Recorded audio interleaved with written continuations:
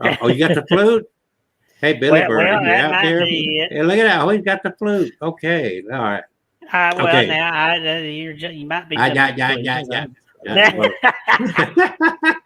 Supposed to be a surprise. Well. Good God Almighty. Okay, take over for a minute while I'm getting it set up on my website here. I like trying to get more people to my own and go. Okay, it's on you. Talk. And I'm Good evening, everyone. Yes, good evening, everyone. I'm Catherine Marie.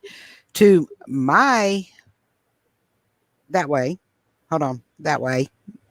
That way. Do you know what the heck you're doing? That way is Kevin Kane. And over there is Kelsey. Dr. Kelsey. And we're with Abnormal Alabama. Hey, keep in mind, as of right now, this is live streaming on Facebook, which is Abnormal Alabama on Facebook. It's also live streaming on 2 different YouTube channels. My Haunted Dolls, right, Kevin? Yeah, My Haunted Dolls, and Abnormal Alabama. And as of this moment, starting just a couple of weeks ago, every week we're also live streaming this on our website, abnormalalabama.com. Join us now and like, share, press that button, that bell, so you know every time that we're putting something up, it's like ding, ding, ding, ding, ding. Ding, ding, ding, ding. Ring a ding a ding. Okay. So now we got a very interesting subject that should fascinate. Of all the scary things you can think about, of all the things that frighten you to death, is there anything really that is more frightening than being buried alive? Can you think about this? You're underground, total solitude. You certainly can't run. You probably cannot see anything. It's got to be the most, and you know what the most probable outcome of the situation is going to be. I guess eventually you run out of air and you go to sleep. Well, let's face it, that some people have escaped Freddy. Haven't escaped what? Freddy. Some people have escaped Freddy. Freddy Krueger. Nightmare on Elm Street, Freddy. What's that got to do with Buried Alive? I'm saying that Buried Alive is more scary than that. Some people have. You're slow tonight. Oh, shut up! Trying to share. Did you take your Geritol today? Yes, I don't take Geritol. I'm not as old as you are. Now, if you guys will remember, this past year, there was a young lady that from our state that was sent to the morgue that was still alive, and they were going to embalm her and realized she's still breathing. Well, that was a common thing that I would be questioned about when I worked at a funeral home years ago, is people would say, what are you going to do if you're down there and one of these bodies rises up? I'll say, I'm going to call 911 because they're not dead. But in today's world, in our country, yes, waking up in a morgue or similar situation is a possibility. It's not totally impossible to be buried alive, but it's highly improbable in today's world in our society because, number one, we embalm most of our bodies. There are certain traditions that don't allow for embalming the body, like the Jewish tradition. They wrap the body in a certain way. And there are other belief systems that do the same thing. But for the most of us, it's just not going to happen. Well, there's a caveat to that. There are ways, and we're going to share some of those ways that, yes, you could be buried alive. And it would not be fun. I don't think. Now, I know there's a magician or two that have buried themselves alive. Like Houdini. Yeah, Houdini. Well, even post Houdini, there were some modern people that did that too. So this is our subject tonight. If you have any phobias about being buried alive, then be prepared to look closely into your phobia, because that's what we're talking about tonight. Well, as a kid, I watched one of the Twilight series. Wait a minute. You were a baby goat? As a child, I watched Oh. the Twilight series. You were a And- child then? I mean, go ahead. What? I'm still a child. Yeah, she's still a I'm child. trying to remember how far. It has been a while since the first one, so First I what? can't even remember. I was probably a child. The first Twilight movie. Well, the one, well, I think it was the what was that other show called? I don't know, but I'm glad he's. Buffy the Vampire. I'm glad he referred to himself as a child instead of little. Well, there was this guy that had supposedly died in the hospital, but he wasn't actually dead. He was just completely paralyzed, and it looked like he was not breathing. And the only thing he could move was like his thumb. And he was laying on the morgue table, and he was laying on his arm, and so he couldn't move his thumb to show people that he was alive. And they like embalmed him alive, and it was really just. I had nightmares about it. You did? I did It didn't happen to you. Why would you have nightmares about it? because I was scared it would happen to me. Would you like for it to happen to you? No, I don't want to be. I don't want to be embalmed alive. I don't like needles Yeah, as it is. Kind of like that. Ah! Catherine Marie is a child, a honey child. Honey child. Hello, Jack Halloween. Okay. Oh, there's I- there's well, Billy I- Bird out there. Let me go ahead and. I don't see the comments. Hold on, I got to get over here to comments.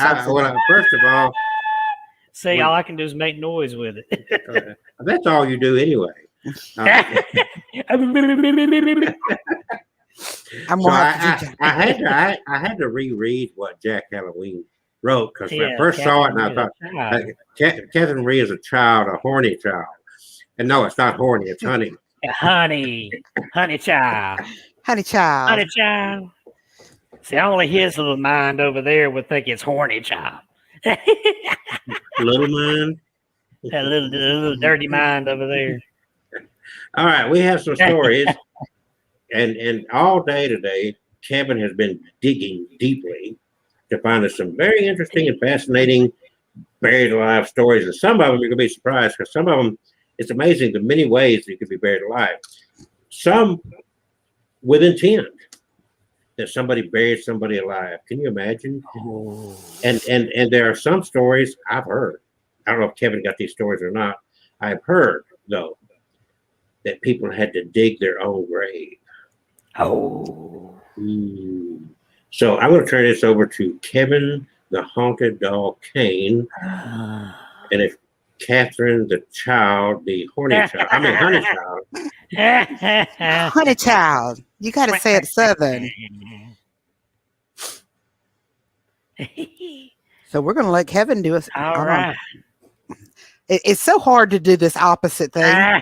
I would not make a good weather girl. Well, I'm going to throw up a picture here with what goes with my story here. This one comes from Charleston, South Carolina. There's the actual tomb of I have the lived story. there. I've been there a couple of times. I never lived there. I lived there as a child. Oh. As an infant, let's say. This is J.B. Lagarde, or her full name, which is actually, where'd she go here?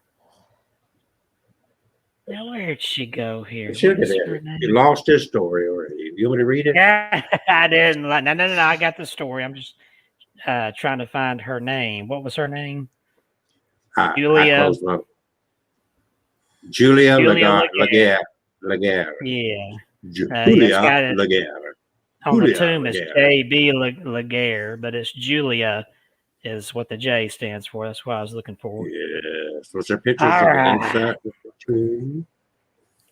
Yeah, there's a picture of the inside of the tomb right there for Julia. Ooh. She's buried in that. What is that And that garbage at the flag end of right that there. tomb? It looks like stuff people have left, you know. I guess people go in and leave little gifts for her. And Okay. I thought What's in that? this story that there was a door. In one of the articles I read, there was a door they couldn't keep closed, but they must have kept it. They must have took it off because that's wide open there. So, all right. Diphtheria. Diphtheria, now almost non-existent in the United States, was once among the most feared of diseases.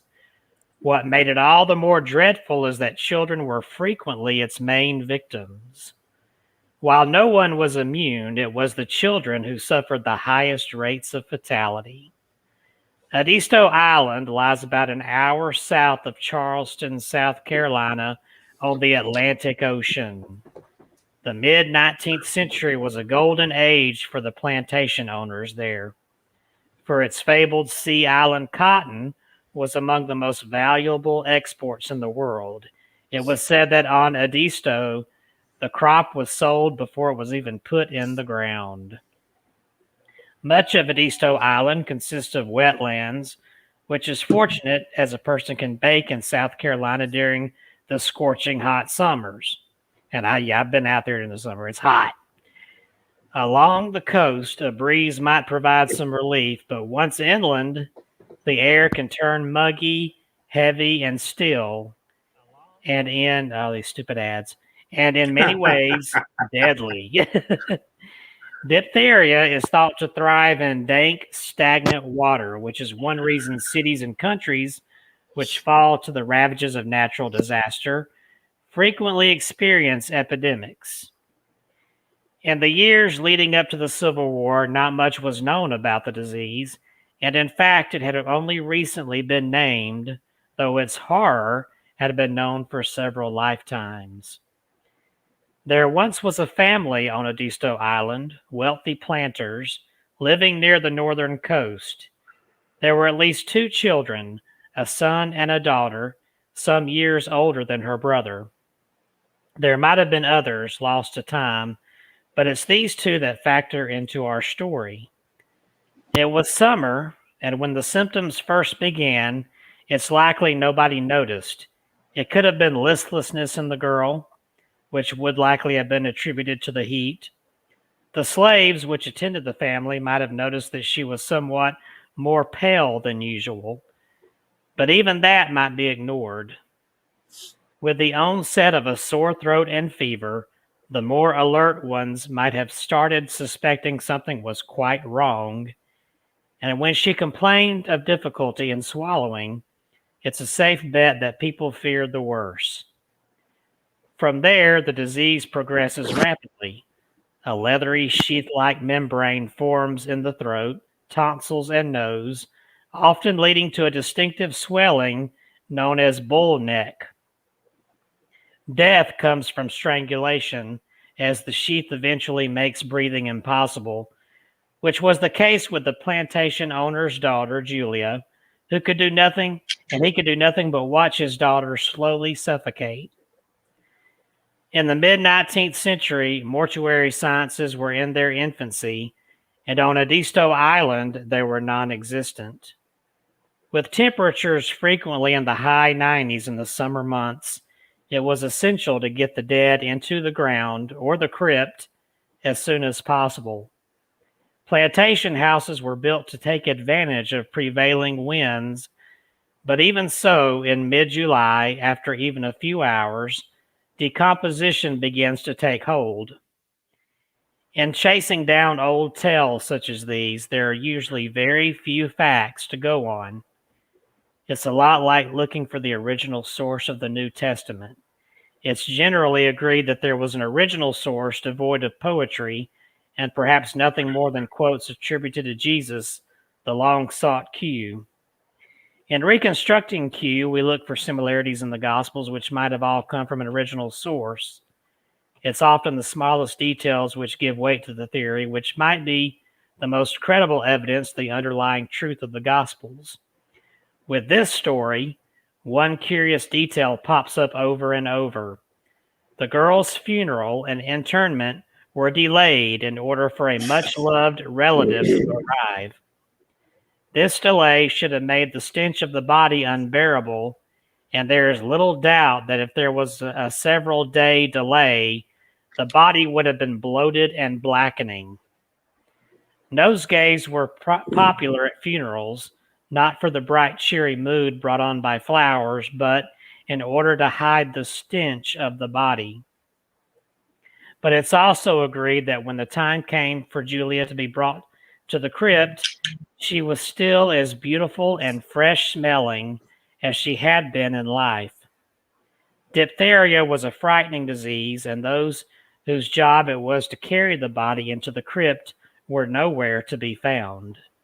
So it came down to the father to carry his own beloved daughter into the darkness and lay her on the stone slab inside, or, depending on how full the crypt was, upon the decomposing remains of the girl's ancestors.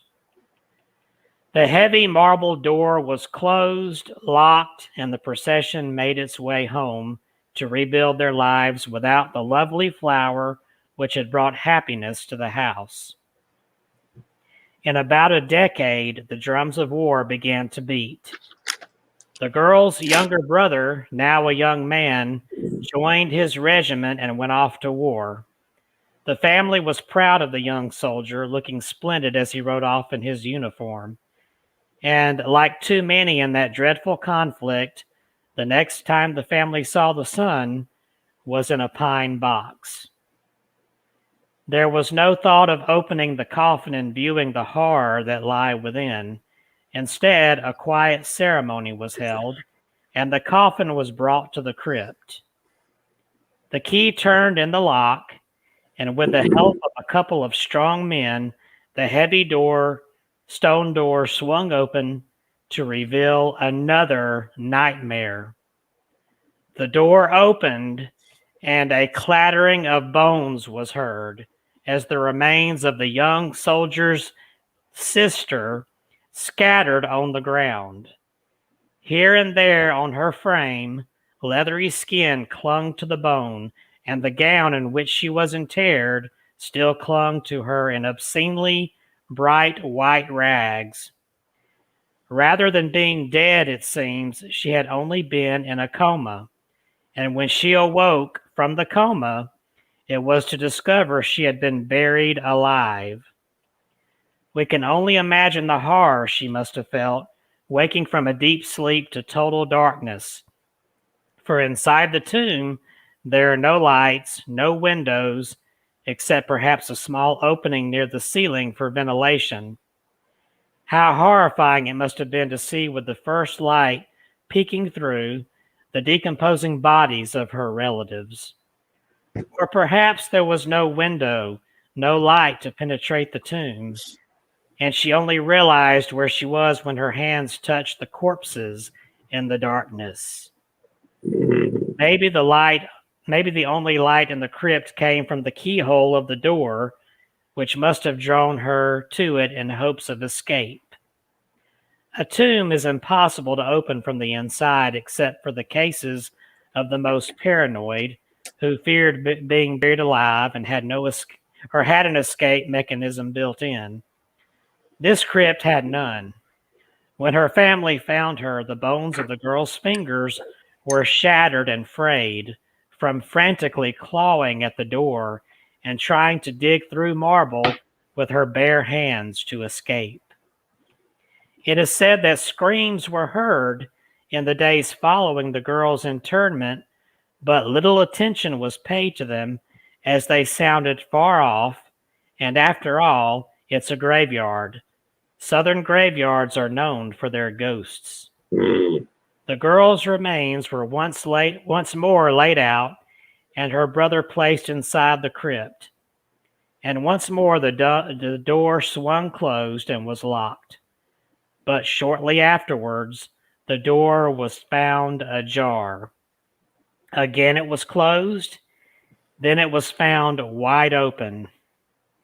This went on for some time until a more permanent solution was found, which made it impossible to open the door. And yet again it was found open. This time the tomb was sealed. And this time the door was found on the ground off its hinges.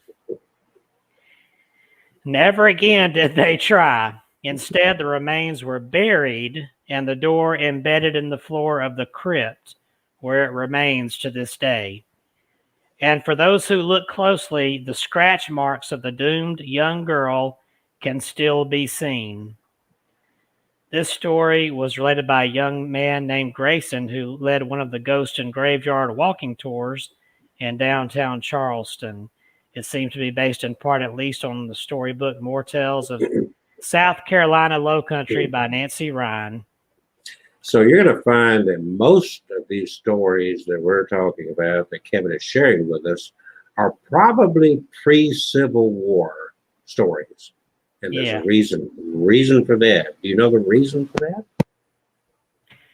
Because back then they didn't have the knowledge, I guess, and the Well, no, technology. actually, our modern embalming processes started with the Civil War. Technology. Because, well, if you want to call it technology, okay. The reality is that these kids. All right, hold on. I got this crap. Yeah, this crap. Where is that coming from? Jeez, hold on. I don't know. Okay, all right. So the reality is that during the Civil War, all these kids were out in all over the South and East and whatnot, getting killed on foreign. It was considered long away. They didn't have freeways and motor cars and so forth. So to preserve the bodies, to get them back home to mama to be married, they started the embalming process at that point. So so pre-Civil War, it was not common to embalm bodies at all. So that's why most of these stories are going to be there. But the question remains. Are you ready for the question? Yes. Yes. Is being buried alive really possible, and could it happen to you today? And being buried alive is one of the most widespread phobias, and of course, for good reason. You hear these stories, it's a nightmare. Mm-hmm. It's a nightmare prospect. Victims are tucked away in a casket under 6 feet of soil or in a mausoleum, whatever, in an area densely populated with actual dead people. It's not like you're being put around with live people, right? Yeah. Where nobody but angry ghosts can hear you scream, and they're probably screaming too. So you're competing for screams. You would have just enough time to ponder how you ended up there as you slowly suffocate and join the ranks of the unliving. Premature burial sounds unlikely today, 21st century. At the very least, a medical professional would declare someone dead, and at least one other person would have to handle the corpse to prepare it for interment. Not to mention all the people who would come within shouting distance of the casket between the funeral hall and the cemetery. So could a living person really pass all those steps to make it to a coffin, imprisonment? Well, sorry to say this, but the answer is yes. Part of the terror is that the living may never know about most of the cases of people being buried alive, but there are some suspected examples, as we're learning tonight. One famous case was a cancer patient in Greece who was buried 2 years ago. The BBC reported at the time that people visiting a cemetery heard banging and muffled shouting from inside the woman's grave an hour after her funeral. So they dug her up, but she was already dead by the time the coffin was opened.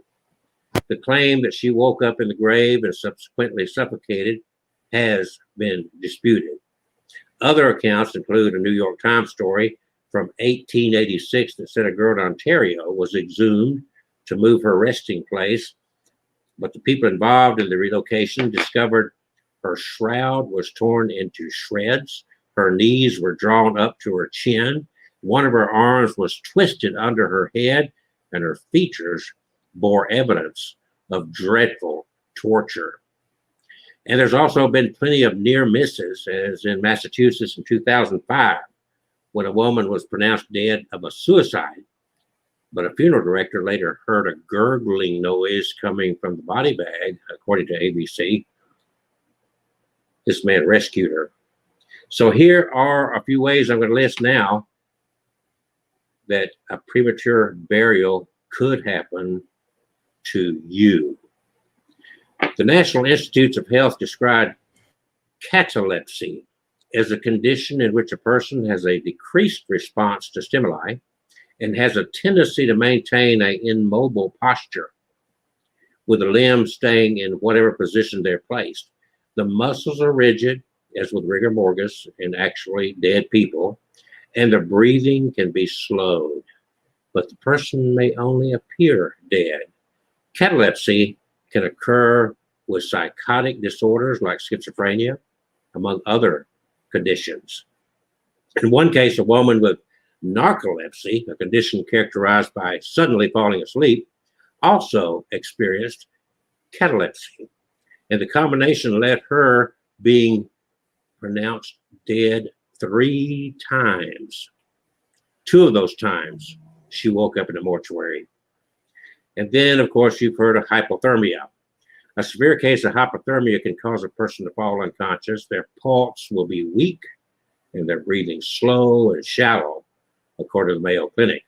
In many minds, hypothermia is most strongly associated with exposure to extreme winter weather, but there are risk factors that can bring on hypothermia without an avalanche or falling into an icy lake, such as diabetes.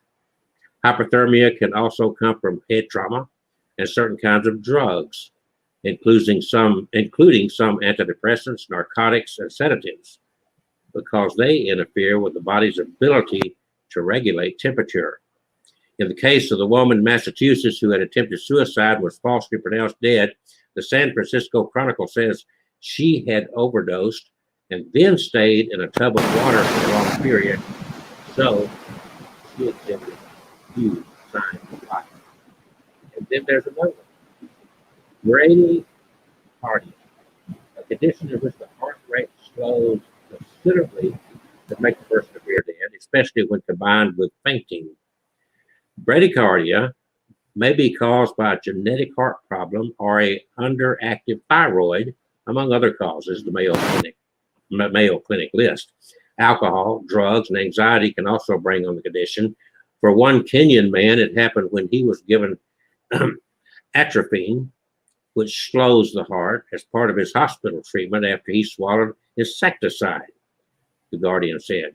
He woke up in a morgue hours later. Other dangers, assuming you really were dead when the doctor left, there is still the danger that you will spontaneously wake up on your own.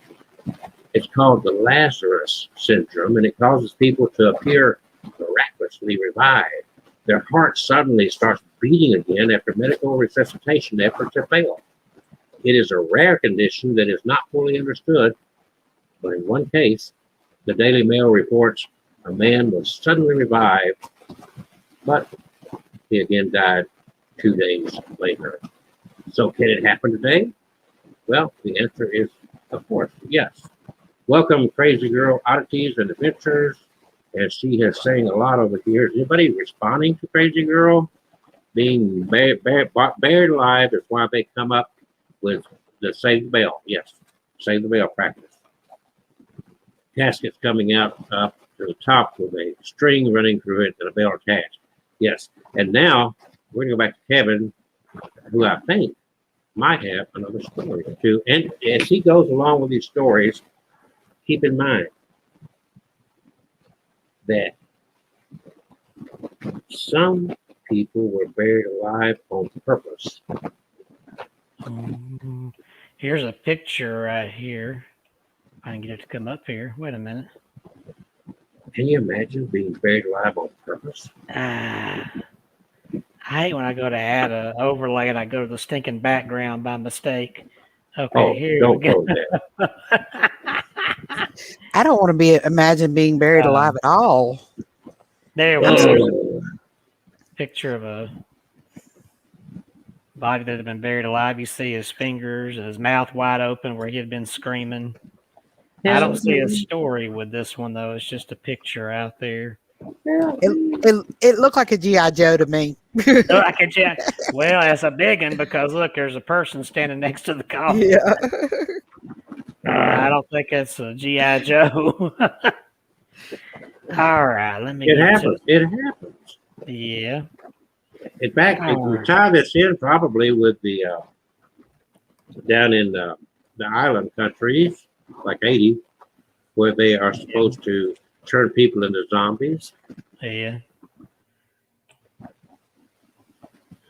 Well, I definitely have another. Okay, we're waiting patiently on Kevin. Well, you were talking, so I didn't want to interrupt you.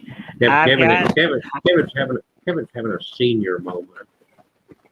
All right, I'm gonna play while you're talking.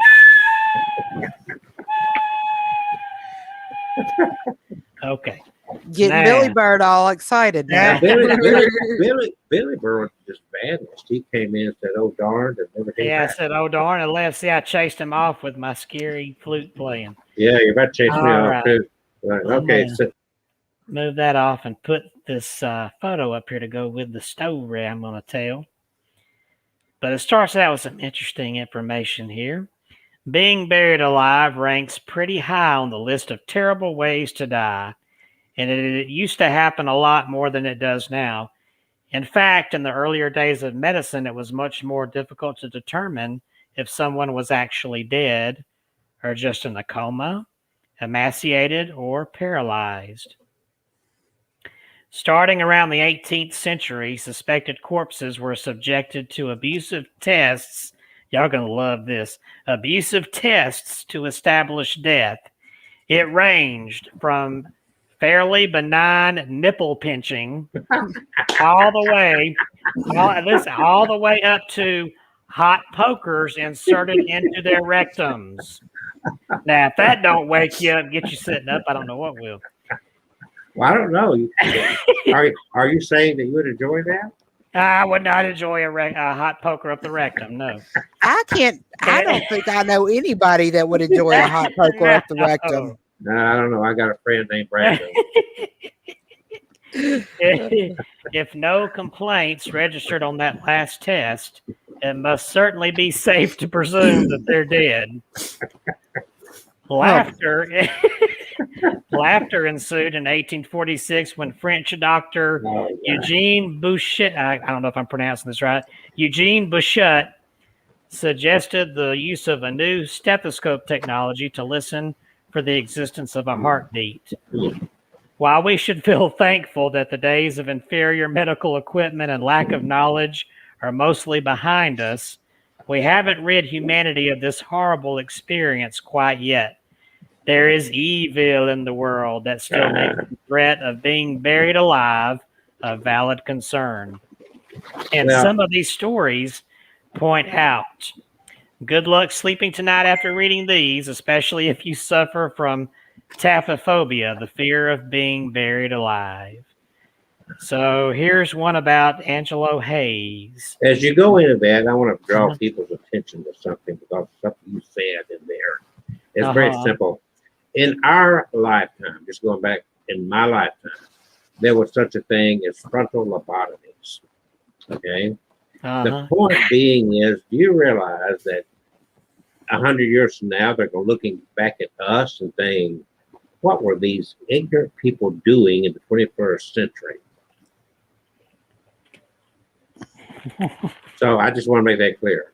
Yep. Well, we weren't shoving hot pokers up rectums anyway, but how do you know? How do you, wait a minute. How do you know? When's the last time you worked? I've never heard of that happening. Where have you seen that happen? What happens in the morgue stays in the morgue.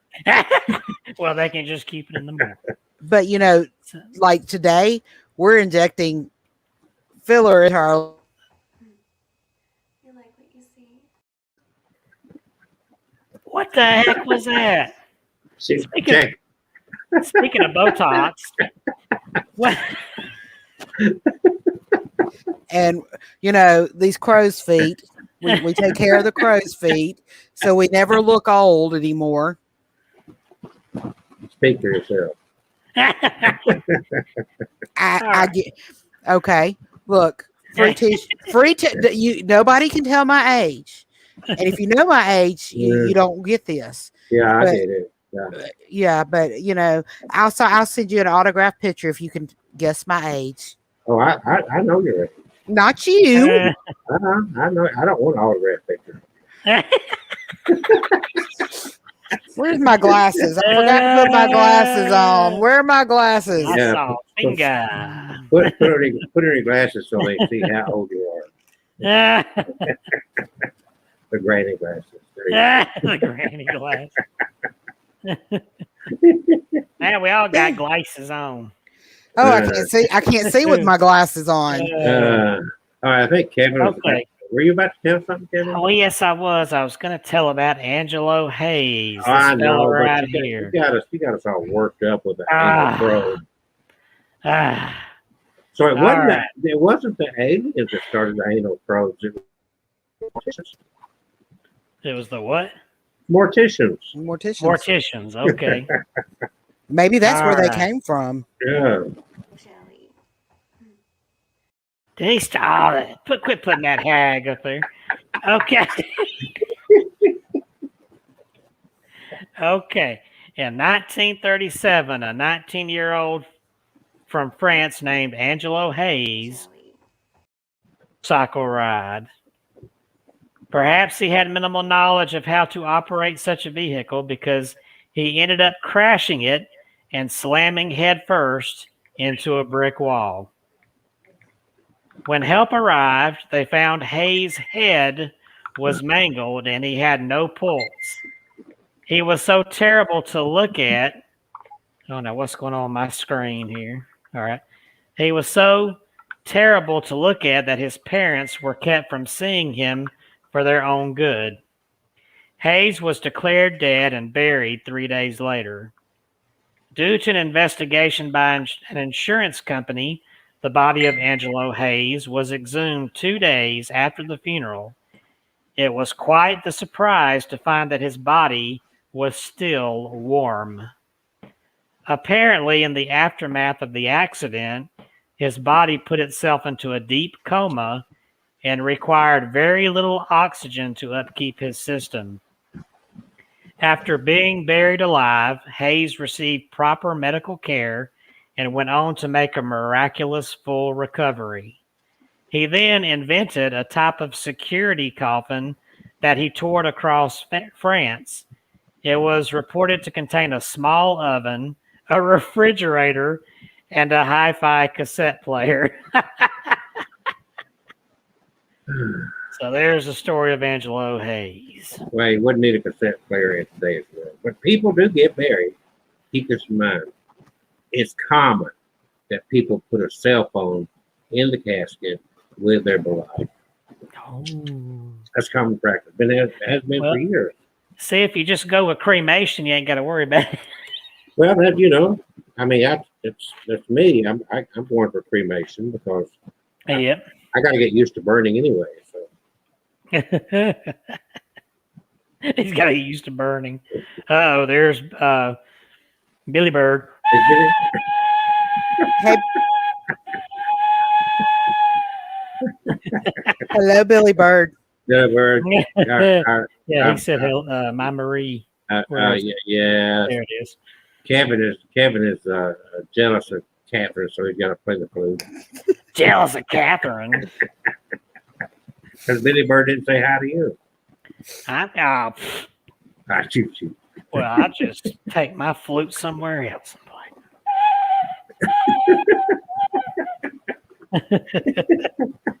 Oh my God, the flute.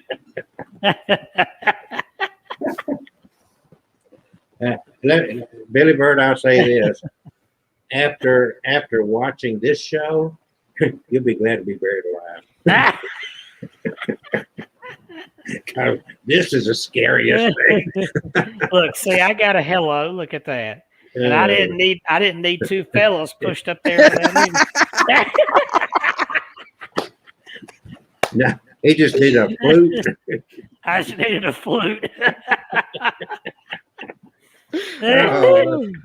Okay, we have changed the rating of this show. It's now X-rated podcast. Yeah, I think it went beyond PG-13. It's still PG-13. Yeah. You know, about 13 years old, little boys and girls get curious. Oh Lord! Look! Oh my gosh! Look at Blount County Bigfoot. Show me the There it is. Show me the foot. I think that's the best. Click on it there. That's the best you're gonna get tonight. Look out, Lord! There goes. All right, everybody, show their boobies. I ain't showing nothing. Hold on. Kevin's I've already showed My flute. That's good enough. I love you, Kevin. I love you, Kevin. All right. Look at that. Puppies and flutes is rated G. All right. We got gone some- way off are- subject, but Are we gonna tell any more being buried alive stories? yeah, I've got But some. wait a minute. But I get this about the pillows because if you look at that, that could bury you alive right there. Oh Lord.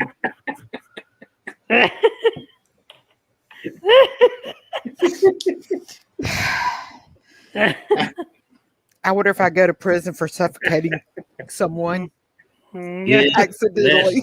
Let's get back on the show. Get on, Kevin. on the subject. Kevin. What? I love Y'all you made guys. You want me to tell another story? Yeah, leave the pillows out of it. How about we talk about Lord have mercy? Let's throw a picture up here. Let's talk about Octavia here. Octavia Smith Hatcher. In 1889, Octavia Smith married a wealthy Kentuckian named James Hatcher. The newlyweds had a son whom they named Jacob. However, infant mortality rates being what they were in the late 1800s, Jacob died in infancy. Losing her son put Octavia in a deep depression, and she was bedridden for several months. During this time, she also began showing signs of a mysterious illness. Eventually, her body entered a coma-like state, and nobody could awaken her. She was pronounced dead in May of 1891, just 4 months after Jacob's death. It was unusually hot in May that year, and so Octavia was buried quickly. Embalming was not yet common practice then. But a few days later, others in the town began falling into a similar coma-like sleep with shallow breathing patterns, only to awaken a few days later.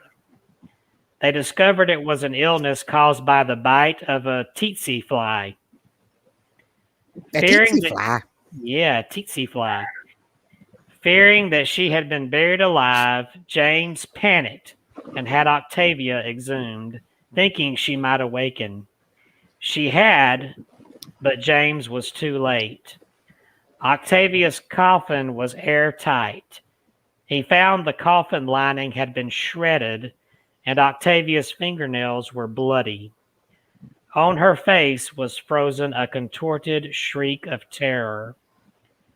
A traumatized James reburied Octavia and erected a lifelike monument, as you see here in the picture, of her that sits in the cemetery that she rests in. Historian Jessica Forsyth notes that James went on to develop a severe phobia of being buried alive himself. But who wouldn't after that kind of an experience? So that's Octavia's statue there on her grave. Just in from Crazy Girl. She just informed me that she's changing her name after watching this show. She's now not as crazy as I thought. Crazy Girl. We need to change your name to Abnormal. Abnormal Girl. Abnormal Girl Oddities and Adventure. Okay, now we have a special request from Billy Bird. Oh, Lord, story. Wow. Oh boy. So playing it wasn't enough. Well, there are those stories that are so, well, what can I say?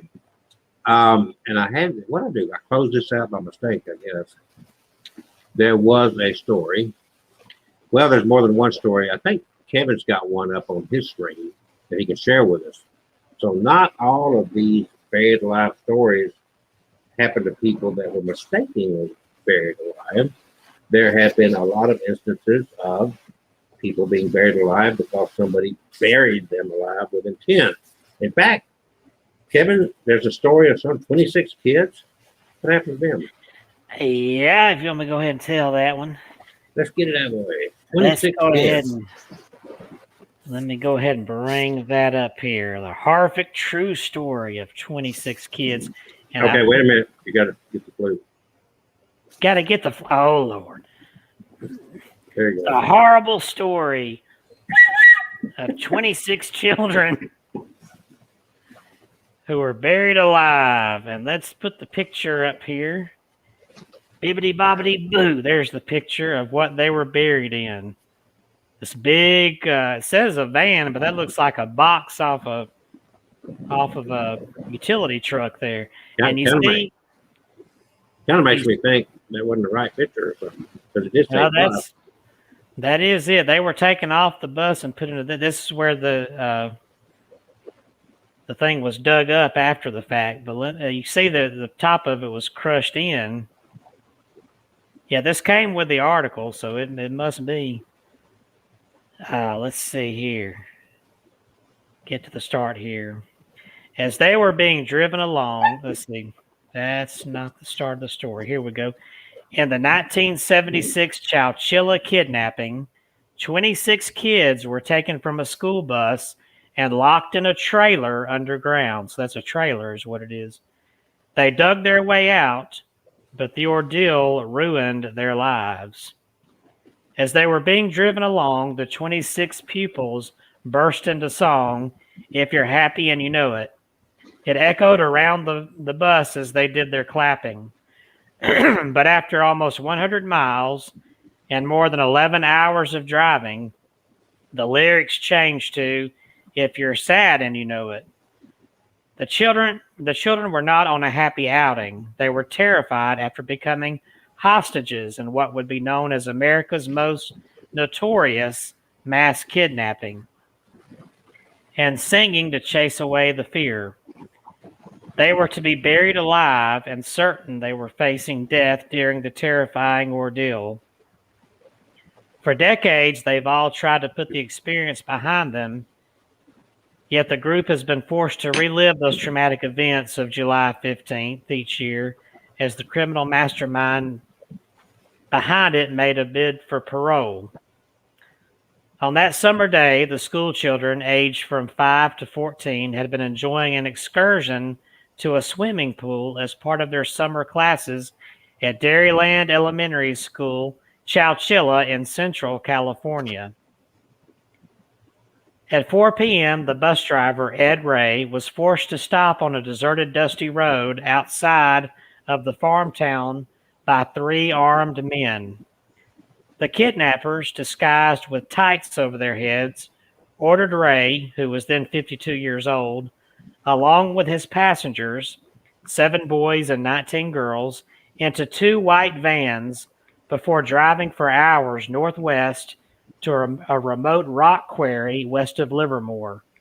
During the journey, some of the terrified youngsters soiled themselves and threw up from motion sickness. So to help them, the other kids began singing, belting out songs such as Love Will Keep Us Together and If You're Happy and You Know It.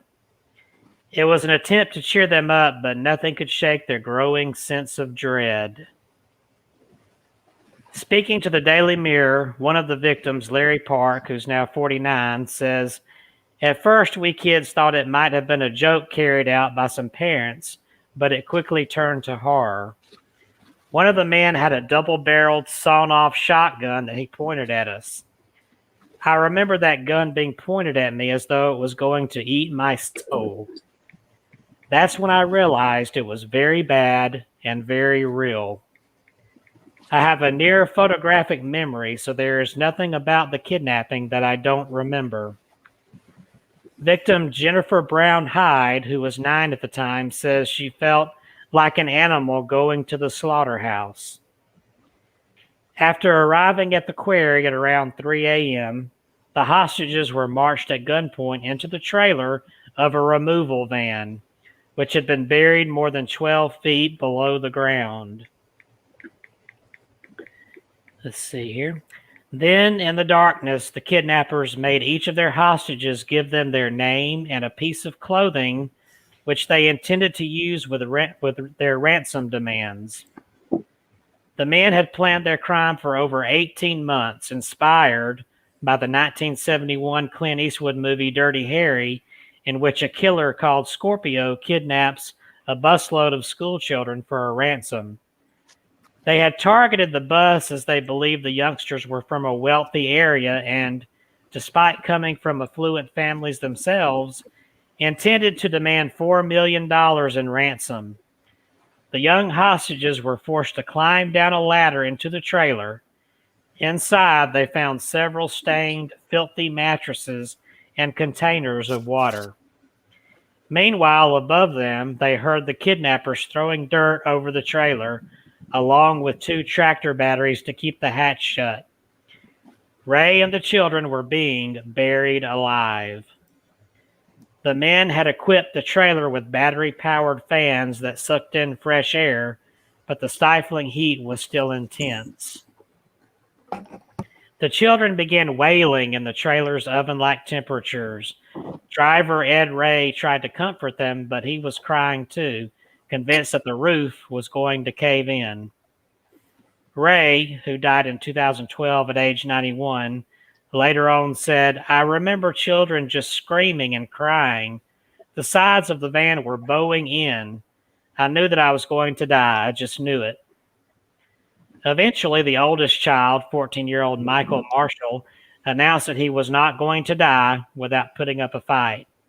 So he, Ray, and the other schoolboys, began to stack mattresses on top of each other. They then climbed on top and used wooden slats to try to push away a steel plate on the roof of the van. Working furiously in the overwhelming heat, the boys poured what little water they had left over their heads to fight heat exhaustion and kept pushing until the hatch was open, before digging away the earth so they could all escape. Larry, who was then 6, and with his sister Andrea, then 8, says, "When we were placed underground, there was terror, hopelessness. I remember wondering what it was to be like to die. Soon the sides of the van were buckling with the weight of the earth as if they were caving in. I thought we were going to be crushed to death. I remember the darkness inside. There were a couple of flashlights, but when they were off, it was pitch black. I could taste the darkness. It was so thick. It was horrifying." Andrea prayed. We had grown up in church, and she prayed nonstop. I helped the other kids dig us out, and Michael was leading the digging. He was my hero then, and he is now. I see him as like Batman breaking through the earth. Dirt showered into the van, and then there was a blast of sunlight, and I could feel air rushing into the van, and the dust blew up. It looked like a billion shooting stars going towards the sun. At that moment, I knew we were going to be okay.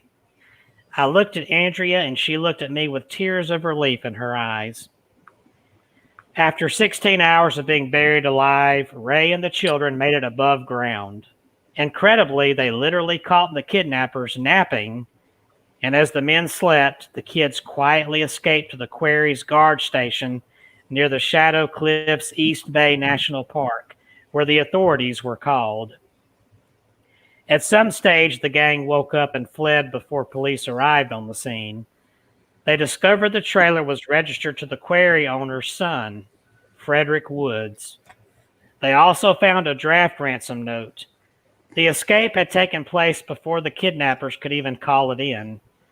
The police department's phone lines were so overloaded with calls from the media and family members looking for their children that the gang were unable to get through. Traumatized by events, Ed Ray could not recall any details to help the authorities capture the kidnappers, so he underwent hypnosis and was able to remember the number plate of one of the kidnappers' vans, which took them to the quarry. Around 2 weeks later, Woods was arrested after fleeing to Vancouver, British Columbia. His accomplices, brothers Richard and James Schoenfeld, surrendered after just a few days in hiding. All received life sentences after pleading guilty to 27 counts of kidnapping. However, almost all the children have been haunted in one way or another by the ordeal ever since. Larry says Andrea told our dad Rodney about what happened, and she was worried that all she had done was pray. Our dad said God gives us, each of us, a task, and her task was to pray while I dug, so it was all good and proper. Heartbreakingly, Larry admits that the kidnapping has badly affected his relationship with his sister. He says, "She hasn't hugged me since 1976. The effect on my family and me was immense. Every single night as a kid, I would have nightmares about fighting zombies, gory, bloody, and terrifying. If the room was dark, I would see the faces of the zombies above my head. So I always slept with the light on." And as he grew up, Larry turned to drugs to numb the memories of what had happened. He says, "I was addicted to drugs more than 20 years because of what happened. We all found ways to hide the pain, and my way was drugs. By the time I was 21, I was doing methamphetamines, cocaine, crack cocaine, heroin, PCP, and smoking pot. I was not only on drugs, I was dealing drugs to support my habit. So I have spent a lifetime going in and out of jails and mental institutions. A decade ago, Larry finally decided to turn his situation around. He explains, "I woke up one morning and realized that all the pain, the hatred and bitterness that I was holding on to was not punishing the kidnappers any more than they had already been punished. Instead, it was killing me." Larry has now been clean for 9 years and has written a book about his traumatic experience. Incredibly, he also met the kidnappers face to face, including Richard Schoenfeld after he was paroled in 2012, and Brother James, who was freed in 2015, saying it finally allowed him to be at peace. Larry, who has a degree in Christian counseling, says, "The story for me is one of redemption and forgiveness. I'm not one who has held on to this over the years and is still bitter. I have visited each of the kidnappers, I have forgiven each of them, and I've asked them for forgiveness for the years I spent hating them. I realized that I needed to change something in my life and turn to Christianity.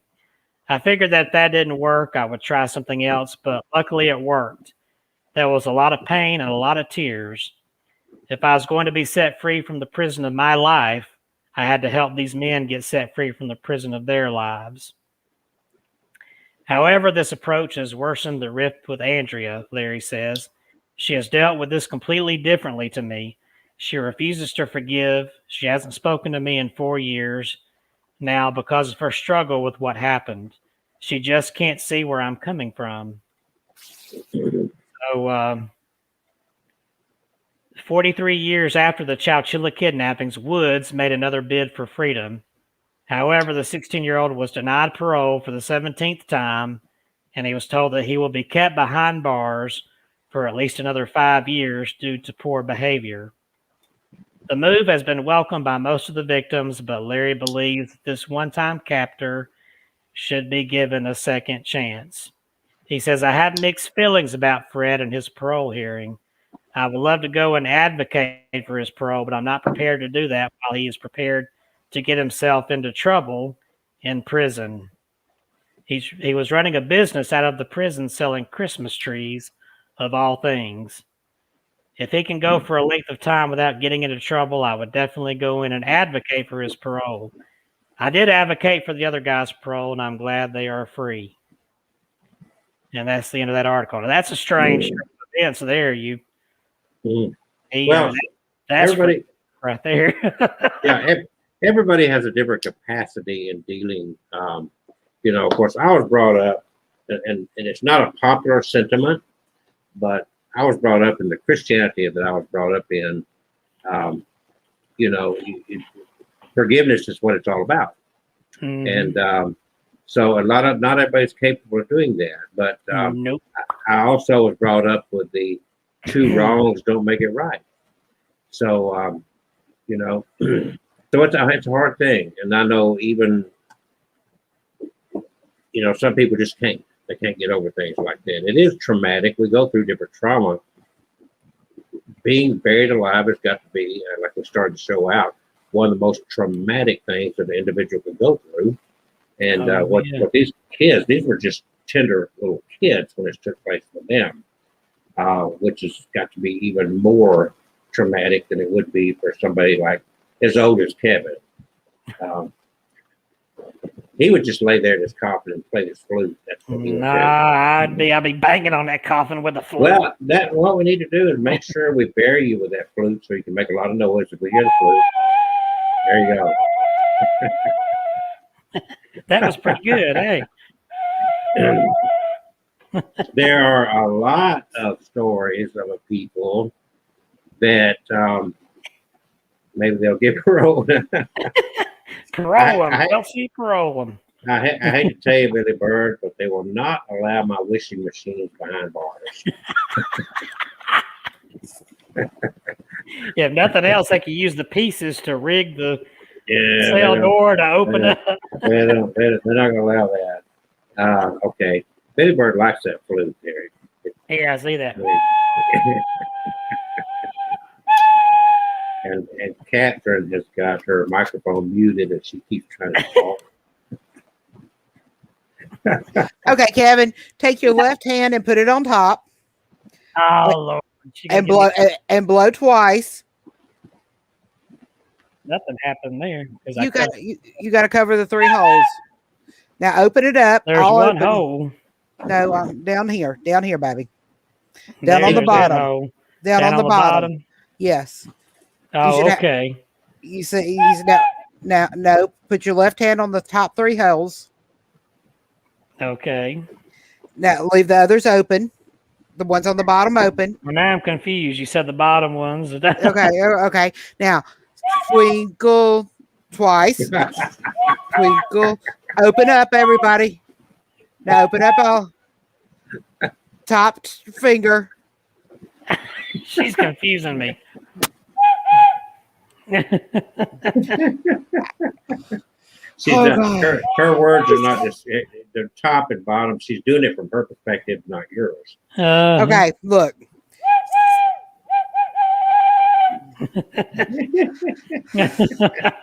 I'll just have to show you how to play it. Yeah, can I just have my own fun? So bring it with you Saturday when we go visit the grave. We'll do that. We'll walk around that little house at the graveyard like walking around the walls of Jericho. I hate to say it, but Kevin, the more you do that, the more watchers we're losing. No, it looks like we gained some. We had 5. Billy Bird, I played clarinet, saxophone, and trumpet in the band. All right, so this is 1 hour into the Really Big Chew tonight. I am Kelsey. Over there is Kevin. Over there is I don't know who that is. And we've been displaying ourselves here. Maybe I'll do Elvira next I've week. just been playing the flute. We have we're not the Three Stooges. We are the Stooges. But anyway, being buried alive. That was bad. Being buried alive is a heck of a thing. Kevin's got rhythm. Kevin is the author of 13, I think, going on 14 books now. Yep. And what's the latest book called? The latest book, which is not out yet, is I'm still writing it, is Dark Awakening and Other Tales for the Midnight Hour. Thank you, sir. Oh, Lord have mercy. Don't egg him on. Lord. If you're interested in any of the 13 completed books that Kevin has done, and some of them are on audio as well as on Kindle, so digital, you can get the paperback books, go to myhaunteddogs.com. And if you order directly from his website, I believe that you can get an autographed copy of one of his, if not all his books. It would behoove you to get all his books, okay? Because if you don't, Yeah. he will be standing over your grave playing his flute all night long. And then you'll wish that you had not been buried alive because you'll hear his flute playing as you're stuck in your coffin.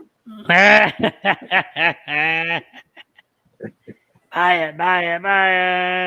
And then, of course, if you look down below, what's scrolling across the screen is The Wishing Machine by Dr. Me, thewishdoctor.com, wishdr.com. These things are still selling. I just sent another one off to Italy this morning. So if you ain't got your wishing machine yet, go to thewishdr.com. You better get one soon. Make your wishes come true. Catherine, she don't have nothing much to offer. I have the personality here.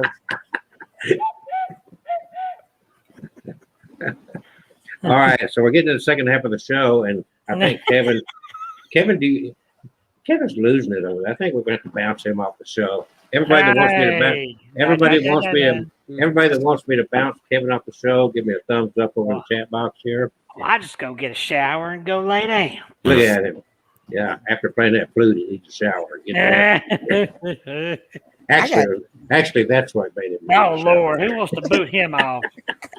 Over there mushing his. Being mean to me, being mean to you. You know, Kevin, I think I'm going to bring the handcuffs and we're going to handcuff him to the back of the car Saturday. We'll handcuff him and put him in the trunk. Is your dad going with us? I don't. I'm starting to think he's not because he's like, "What am I going to do when you're at the cemetery?" I said, "You come out there with us." Bigfoot wants to keep you. Yeah, yay, Bigfoot. All right. So, what are you belching on the show? I'm sorry. I was trying not to. Next time, you're over there mashing your chest, and you get upset that I burped. Next time, what? You feel the belch coming on? Get the flute in your mouth.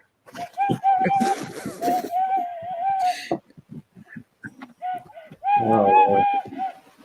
Okay, so does anybody want to hear any more buried alive stories? Okay, or do you want Kevin? We got almost an hour that he can play his flute. Which way you want to go? I got a bunch more. Oh, okay. They're saying just play the flute. Just play the flute. Well, I didn't want to share some more stories. This is Billy Bird's fault. It's Billy Bird's fault. I could sing for you. Oh no! I mean, if that's the case, if he's going to play the flute, you're going to sing. I'll see y'all at 9 o'clock. Or I'll stand here and do this. All right, I got the next story up here. This one's about Stephen Small. Oh, was he small? Throw up the picture that. Well, I don't know if he was small or not. That was his name. That wooden coffin picture went with that. There we go. Stephen Small. One night in 1987. So this was more modern. One night in 1987, a 39-year-old Illinois businessman named Stephen Small received a phone call that one of his renovation projects was being broken into. He didn't realize that by going to the property, he was being lured into his own abduction. His wife, Nancy Smalls, received a call at 3:30 a.m.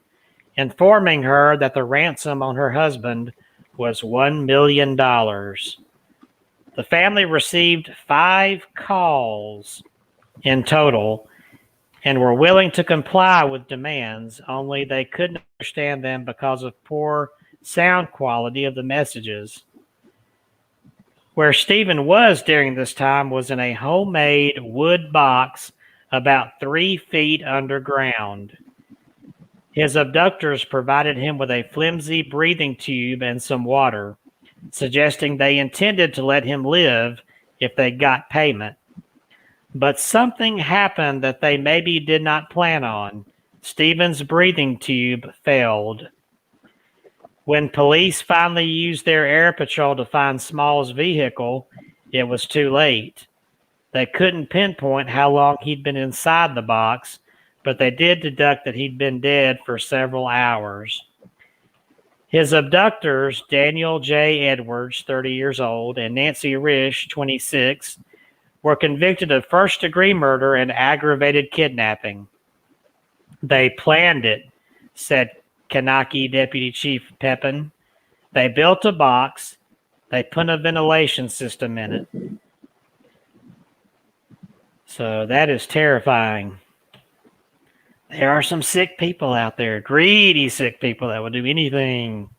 Yeah, even play flutes. Right? Ah! And speaking of that, we got this next story. Well, I'll tell you what. I'm going to give us some little short stories. Okay. Kind of give you a break since you've been Oh, okay. around. So a woman was visiting a family tomb in Brazil in 2013. This is recent. And she witnessed a body emerging from a grave, waving its arms. She finally convinced the authorities to come to the cemetery. Police rescued this man. What they found out was he was a former city hall worker who had been involved in a fight in another part of the city. And presumably he passed out from his injuries and was taken to the graveyard. So they buried him. A teenage girl, 2015, another recent story. A 16-year-old Honduran girl named Nacy Perez was mistakenly buried alive. Her family reportedly heard screaming coming from inside her coffin, so they hurried to open it back up. Perez was rushed to the hospital, but she still passed away. According to relatives, her body was still warm. She had bruises on her fingertips, and the glass viewing pane on her coffin had been smashed as well. And if you haven't seen that before, it's not uncommon, especially in parts of South America, for them to have a glass viewing over the face of the coffin. Doctors believe she had suffered a severe panic attack, which temporarily stopped her heart, resulting in the initial pronouncement of her death. These are all very short stories. 1991, Shakira Khalili, a wealthy daughter of one of India's most preeminent families, went missing. In May of 1994, her skeletal remains were discovered by police in the courtyard of her own home. Her second husband had drugged her in her sleep, placed her on a mattress in a coffin-like box, and covered it with another mattress. One of Khalili's hands was found clutching the mattress that had laid below her. The side of the box appeared to bear scratch marks as well. You can imagine what she went through at her final moment of life. In 1893, going back in time, a woman named Ms. Boger suddenly died of unknown causes. The doctors confirmed her passing, and she was promptly buried. And a friend of Ms. Boger told her husband, Charles, that his wife had suffered from hysteria before he had met her, and it was possible that she hadn't actually been dead. So Mr. Boger dug up his wife and found Ms. Rogers' body turned over. Her shroud and robes were shredded to pieces, and the glass of her coffin lid was broken all over her body. Her skin was bloody and scratched, and while her fingers were missing entirely, it was presumed that she chewed them off while attempting to escape. In 1987, an Illinois publishing and media heir named Stephen Small, you said that story already, didn't you? Yeah. A man was buried in a case of insurance fraud. In 1937, Angelo Hayes was riding his bike around France when he ran headfirst into a brick wall. He was declared dead on the spot before being quickly buried.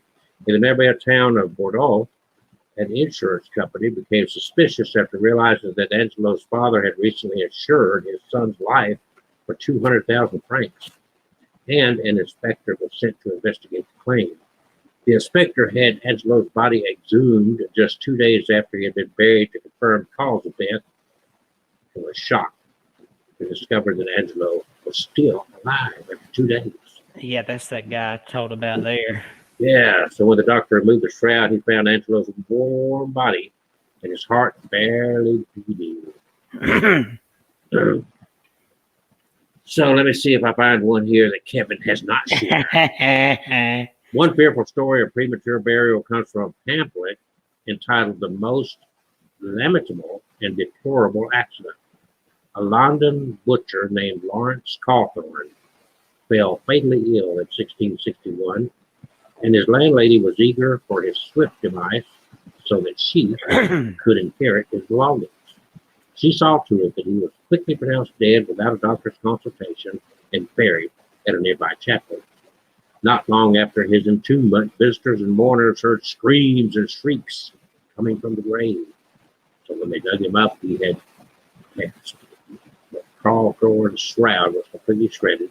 His eyes were swollen, and his head was bloody from where he'd beaten it against the coffin. In 1993, a 24-year-old South African man named Sipho William Modesi and his fiancee were involved in a severe car accident.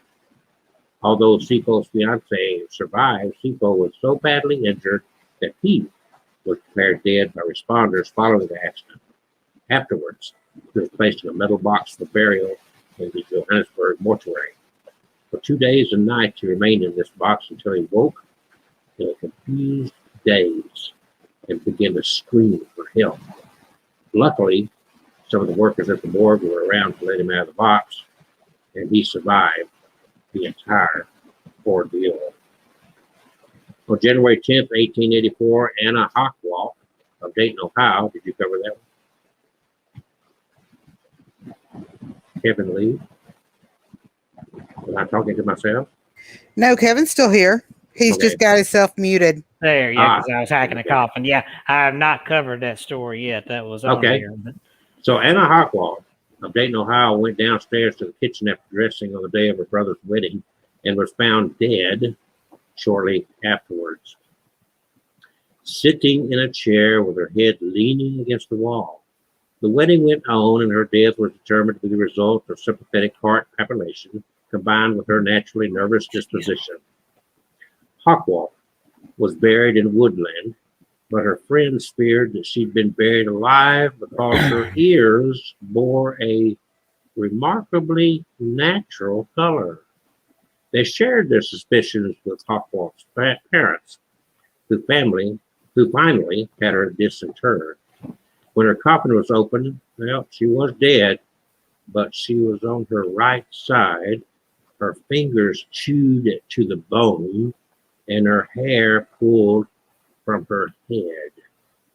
I would say that she was very, very terrified of her state.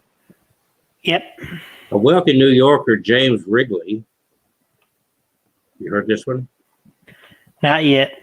was buried at Pendleton in February 1899 after being in a trance state for 3 days. He had taken out several life insurance policies, which prompted an autopsy request to ascertain his cause of death.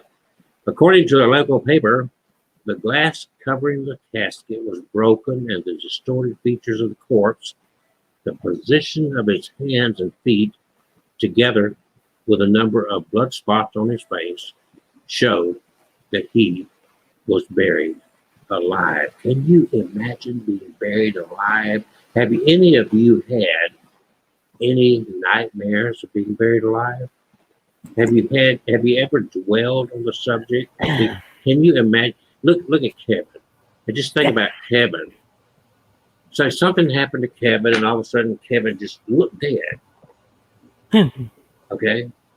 And he doesn't have any burial insurance, so his dad says, well, we're just going to bury him without embalming him.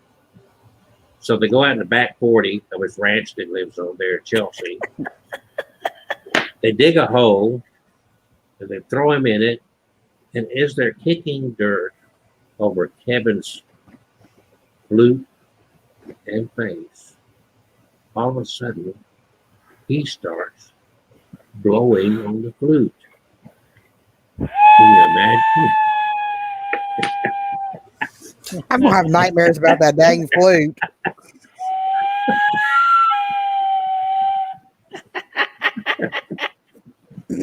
Okay, can I give a quick shout out to Don? He's one of our fans and he's in the hospital. So quick shout out to Don. Hope you're feeling better. Where's Don? He's in Tennessee. Don in Tennessee. We hope they don't bury you alive. Make Well, sure, there's a good shout make out. sure that if they pronounce you dead, that they know you're dead. Okay. How about just don't die? And we hope that you don't Yeah. die. Don't die. Is There's the end another bad? shout Yeah. out. Well, I mean, we're all going to die one day. Okay, that's just a fact. The number one Yeah. cause of death is birth. Is So if you were born, you're going to die. We just hope that you don't get buried alive. Make sure you're dead. You know, just Buried put alive. a sign on your chest that says, "Are you sure I'm dead?"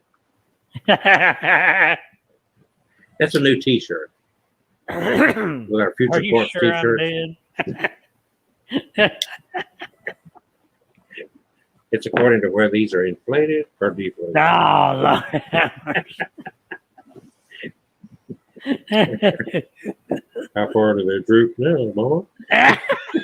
Yeah. Built-in flotation device. Yeah, I think Kevin's got another story for us.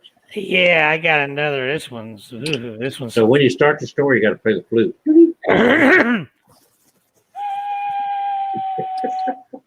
It's a creepy one. That's a creepy sound. And this is a creepy looking fella here. This poor little girl. There you go. There you go. Tell somebody to buy, but do a GoFundMe page for Don. Get him a wishing machine so he wishes that he don't die. Okay. Thank you, Billy Bird. Okay. Good idea. All right. In March of 2005, sex offender John Evander Cooey, who's in the picture there on the left side of your screen there, Of course, not him on the right. kidnapped and raped 9-year-old Jessica Lunsford, whose picture is next to him there. Murder was also among the charges as Cooey buried the girl, bound in speaker wire, in a trash bag near her home in Homosassa, Florida. And if my screen don't stop blinking out on me. Okay. In Homosassa, Florida. The only thing is, Jessica was not dead when Cooey put her in the bag. Yeah. Heartbreakingly enough, nobody discovered the girl's makeshift burial site hidden under some leaves until 3 weeks later. The medical examiner ruled that Jessica died of asphyxiation and that she'd managed to poke 2 holes in the trash bag before she ran out of oxygen. Her fingers were sticking out of the holes when they uncovered the bag. Buried inside with Jessica was her favorite stuffed animal, a purple dolphin. Cooey let her bring along when he abducted her. As much of a gut punch as this story is, we can take some solace in where this landed Cooey. He was caught, prosecuted, and sentenced to death, oh nasty bastard. Though he did not live to see his execution. Cooey died of cancer. Some sources cite the unpleasant anal variety in prison. I hope it was right up the ass. Okay. I can't stand these. Well, that goes back to where they put the hot thing up their butt. Oh. Yeah. And that, well, let's here. I'm gonna give a sweeter story here. This one of little Miss Essie right here. Essie. Yeah. Okay. This is Essie. This is going back to South Carolina. This one, Essie Dunbar. In 1915, a 30-year-old South Carolinian named Essie Dunbar suffered a fatal attack of epilepsy, or so everyone thought. After declaring her dead, doctors placed Dunbar's body in a coffin and scheduled her funeral for the next day so that her sister, who lived out of town, would still be able to pay respects. But Dunbar's sister did not travel fast enough. She arrived only to see the last clods of dirt thrown atop the grave. This did not sit well with Dunbar's sister, who wanted to see Essie one last time. She ordered that the body be removed. When the coffin lid was opened, Essie sat up, much to everyone's shock and surprise, and smiled at everybody around her. She went on to live another 47 years. So had her sister not asked for that coffin to be dug back up so she could see her one last time, she would have certainly died in that coffin, buried alive there. Okay, when I die, will y'all please make sure I'm dead? We'll just smack you around a couple of I times. want a EEG. I want EKGs. I want everything. I pinch my nipple. I don't care. Pinch your nipple. Just make sure I'm dead before you bury me alive. Do you want that hot poker up the? No. No, that one kind of scares me. Well, somebody must have buried Kelsey alive. He's gone dark on us now. I did not kill him. I promise. I promise.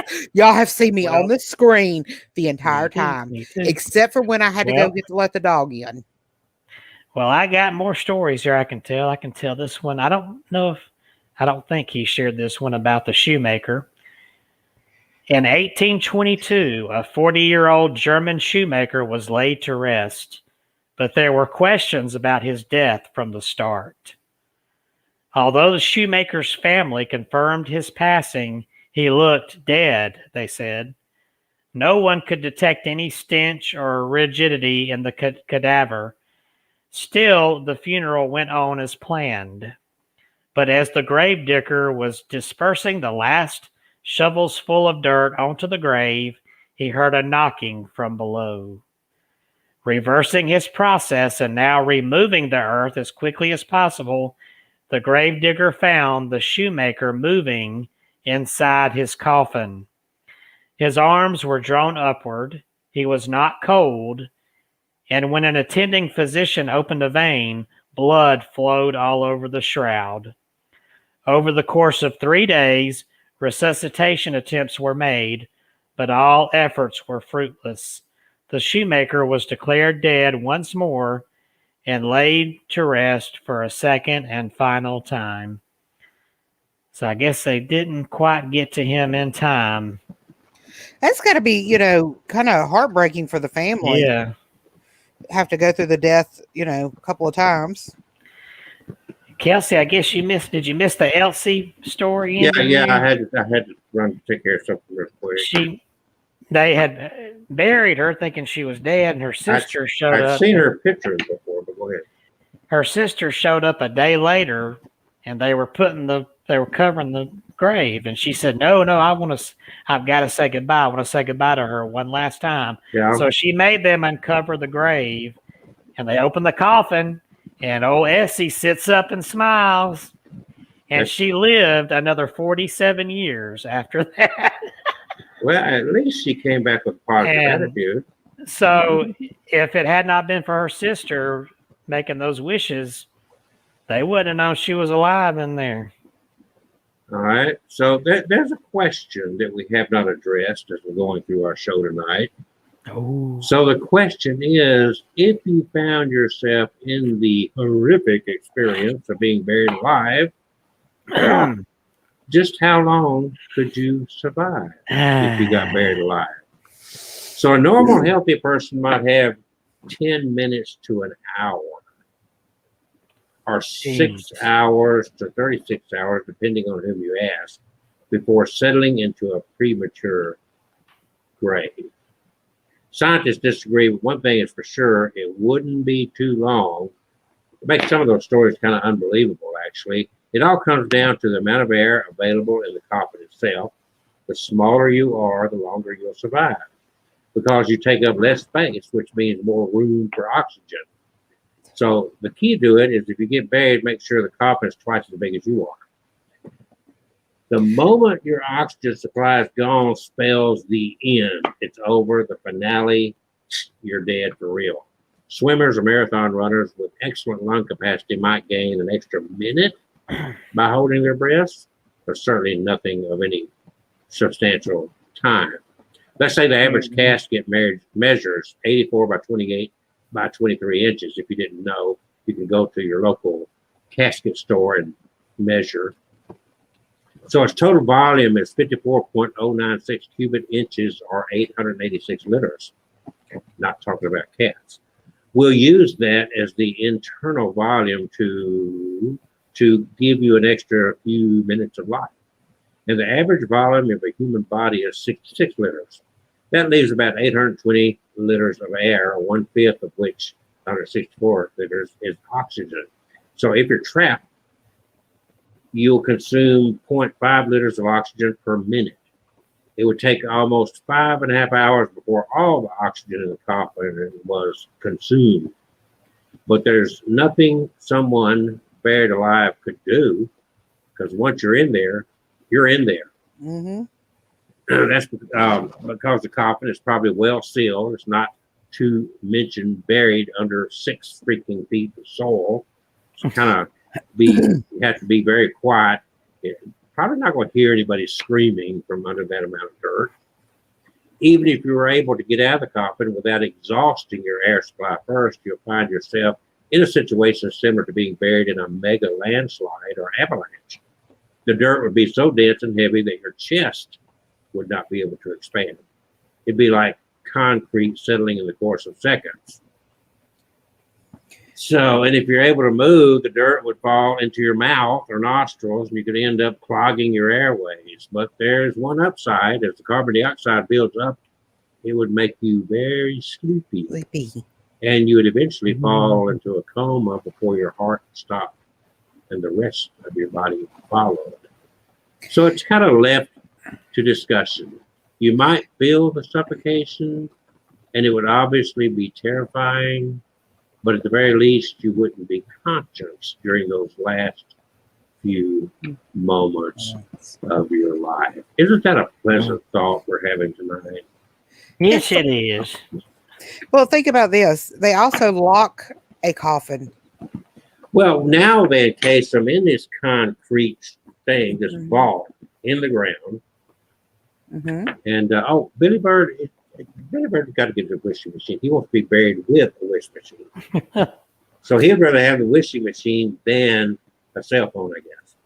But the issue is, if you're in a coffin and you're encased in that vault in a coffin, 6 feet underground, would you still get a cell phone signal? I don't know about that. Could you rock out to Sly and the Family Stone on 106.9? Maybe those. You could have downloaded music on your cell phone. Well, you could do that. Too. Maybe these AT&T 5Gs are enough to get through the dirt. I doubt it, because mine doesn't get through a metal roof, and a casket's metal usually. Well, and then you got concrete. I think we're coming around to two things. Number one, if you want to avoid this possibility, get cremated. That ends it all right now. Yeah, that's what I'm doing. The other option is to not be buried in a vault or in a metal casket, to be wrapped in a shroud and have a flute as a breathing tube stuck out of the ground. And speaking of a flute, they used to bury people with horns, like sticking up out of the ground, and in case they were not dead. Yeah, you can still find those graves in certain places where that metal or that pipe is stuck up out of the ground. So now, if you go to a cemetery and you hear that noise you just heard,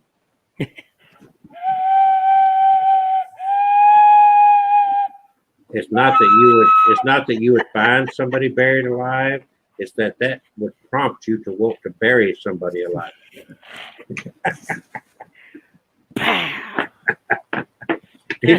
Now he's playing Batman.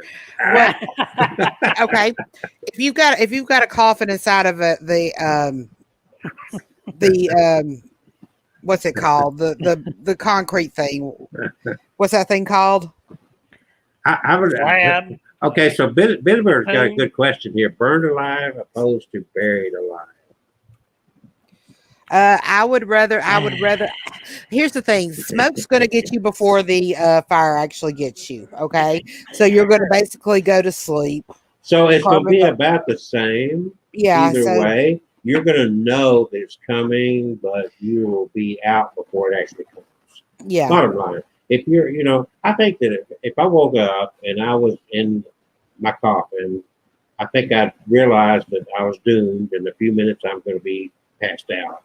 It's like it compares to pulling yourself in your garage, close the garage door, and running a hose from your exhaust to your window, and you're going to go to sleep before you die.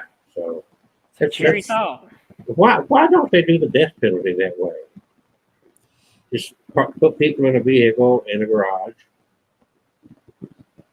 I don't know. I don't know. That's too soft for me. If I want somebody to get that hot iron rammed up their butthole, Listen especially to this. They look at it. Plays the flute, and then he wants to ram people in the butthole. I don't know Well, if they're nasty like that guy I talked about earlier that murdered the girl right there. Yeah, Okay. shove Yeah, that I'm hot with you. ramrod right up his butt. I'm with you. now, if I was going to kill somebody and could torture somebody, I'm going to take them and hang them by their toenails and their fingernails. I'm going to dip them in hot boiling oil just to the point where it just burns, and then roll them in salt. Okay, you've enjoyed the flute all night, so I'm running a special on a lead. A hot flute sounds better. Oh, Lord, this has been a pretty good show. We still have 30 minutes. Do we have 30 minutes worth of stuff I've to talk got about here? some other stories here. There's You do? this French girl that had a similar story to the one about the shoemaker. Oh, be careful. Be careful, they're French girls. They're almost as bad as those Greek girls. All right. In 1867, a 24-year-old French woman named Philomèle Janetri, I probably just butchered that name, contracted cholera. Not long after. No, wait a minute. Wow. Calera's next town over from me. I don't understand. It's Kevin. It's cholera. Cholera, whatever. Now, not long after she was presumed dead, as was custom, a priest arrived to administer the last sacraments, and Janetri's body was placed in a coffin. Only 16 hours later, her body was lowered 6 feet underground. Like the shoemaker story, a gravedigger heard Janetri knocking against her coffin lid and promptly removed her from the earth. Though no breath was apparent when a lit candle was placed under her nose, distinct rhythmical sounds could be heard in her chest, and she exhibited some muscle contraction and eyelid twitching. I don't know. That sounds exactly like porn to me. This did not last long, however. Janetri was officially pronounced dead the following day and was buried a second time. Now, what would you say about porno? you listen to her, excuse me, what she was going through, those terms you used to describe that. It sounded like Oh, God. Muscle contraction and eyelid twitching. Yeah. I mean, yeah. and you let that leak to Kevin, porn. Only you. Kevin, if you don't get that, that means you are I totally... do get that, but only you would take those two little things and leap way over to porno. No, I wouldn't leap. There's no leap involved. Play the flute. Mark from Charlotte says y'all talk some crazy stuff. Yes, we do. We admit that. We talk some crazy stuff. Oh. It's all about having fun while we discuss some very interesting subjects. Really and truly, this is a horrific subject. And, just because we're not making light of it, simply because we choose to have fun as we go through this, we want to be, we entertain ourselves. And plus, we don't want to go through life and be depressed. And, laughter is a good thing. Laughter heals. Mm-hmm. That's why me, at 196 years of age, still look this good. Uh-huh. I still didn't get any guesses on mine. And I don't have to play a flute either.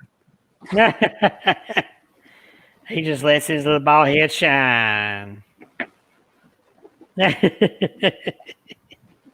Shine on me, moon, shine off with me, stars. It's a skippity doo. Oh, Lordy, nay, singing Skippity Doo Dah Day. I'm the happiest guy in the whole US.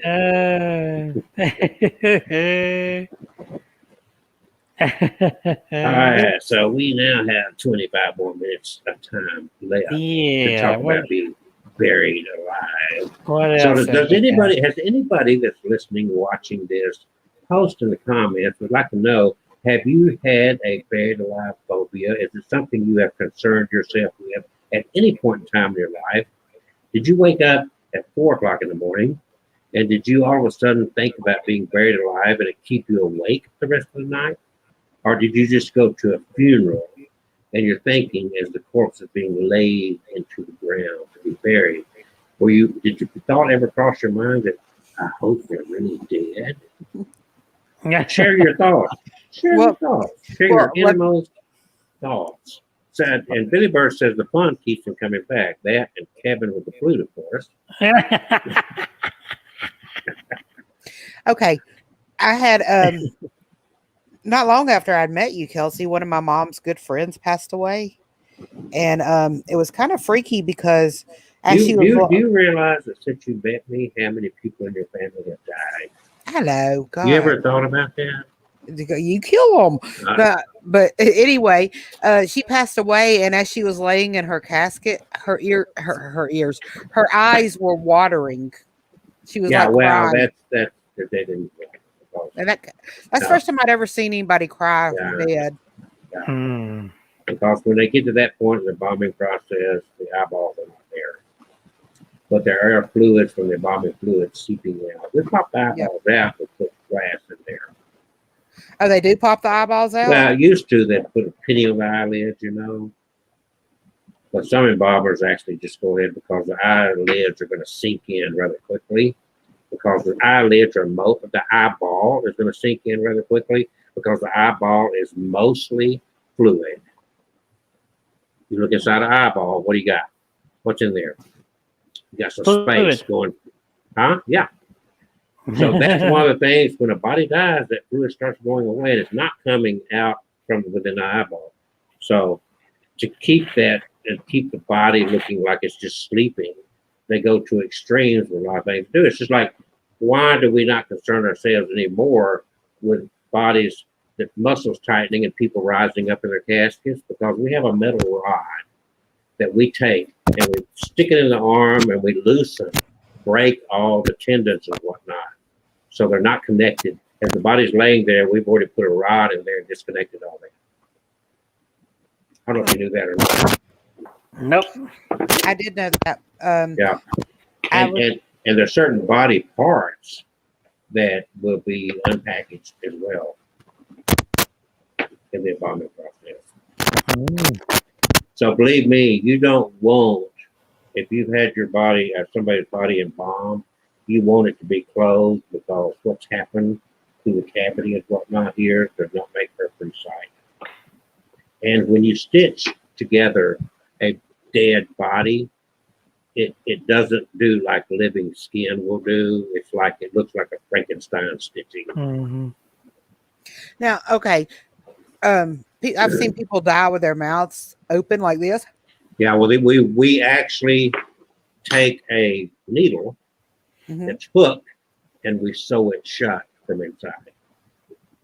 So how do they get the jaw to shut if it's like... It's all that, all together. There. Yeah. For some folks, it's the only way they'll ever be shut up in life. Like Kevin. Like Kelsey. Yeah. So there's certain processes that you go through to make sure that the body looks natural. Most of the time, and when I worked in the funeral industry, it was so funny because at viewing time, we'd be standing there with our dark suits on with that solemn look on our face, waiting for the family and friends to come by and view the body. And there would always, inevitably, be somebody that came up to the casket and said, he looks so natural. And we would look at each other and say, he always looked dead. I know it's a horrible business to be in. We need to see if Caitlin's free one night to do a show with us. But yeah, a lot of what you see, not always, but a lot of what you see on a lot of corpses in the casket is a lot of wax and a lot of makeup and all the above. Some people are more made up than others. Not all embalmers and makeup artists are as good as others, as you know. Right. So the funeral home can make a substantial difference on how a person looks in the casket. But there are, like I said, there's a metal rod, you go in, you disconnect all these tendons and whatnot, so you don't have that issue of somebody raising up in the casket or the arms suddenly flaying open, because as you go through rigor mortis, all this tightens up, it dries. All this fluid that was in your body is gone, and all this stuff dries, and as it dries, it tightens up. Sorry, I'm putting her to sleep. No, I'm just tired. I've been busy all day. But when I did makeup for someone's funeral, I had to go online and look up how to cover up bruises and stuff like that, because it's kind of similar to that.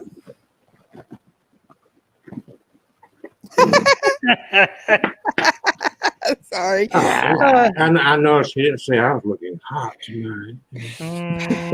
Actually, believe it or not, Billy Bird, I am in nothing more than a t-shirt and a pair of shorts. Oh Lord. She don't need to say all that crap.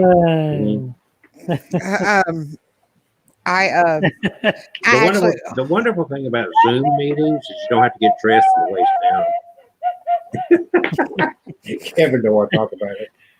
I don't want to know if you guys are not dressed from the waist down. Why does Kevin not want to talk about it? Because he's Hey, not look, got anything. I got my pants on. Look at there. My work khakis.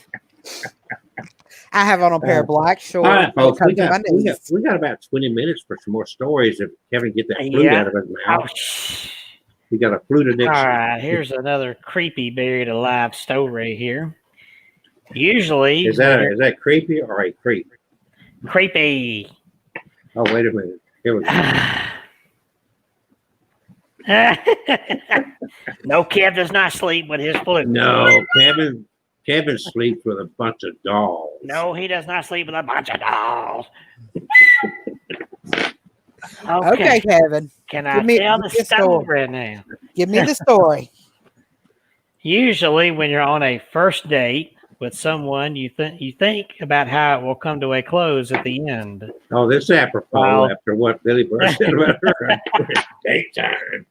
While you're supposed to plan for the unexpected, nobody should ever have to plan to be buried alive after dessert. After dessert? One such horrific story comes from May 2014. A 24-year-old French woman, there's those French women again, named Mina El Wari. See, crazy girl likes those. Oh, look at this. Oh, my word. He got $2 on the weekend. Okay. Now back to my story. Can we get serious here? Well, I was trying to, if you'd let me. So, a 25-year-old French woman named Mina El Wari had been chatting with a suitor online for months before deciding to make a trip to Morocco to meet him for a real life first date. She arrived at her hotel in Fez, Morocco on May 19 for her date with her dream man, but she never checked out. Mina met the man and they shared a lovely evening until she collapsed onto the floor mid-date. Instead of calling the police or an ambulance, the man assumed Mina had died on the spot and made the hasty decision to bury her in a shallow grave in his garden.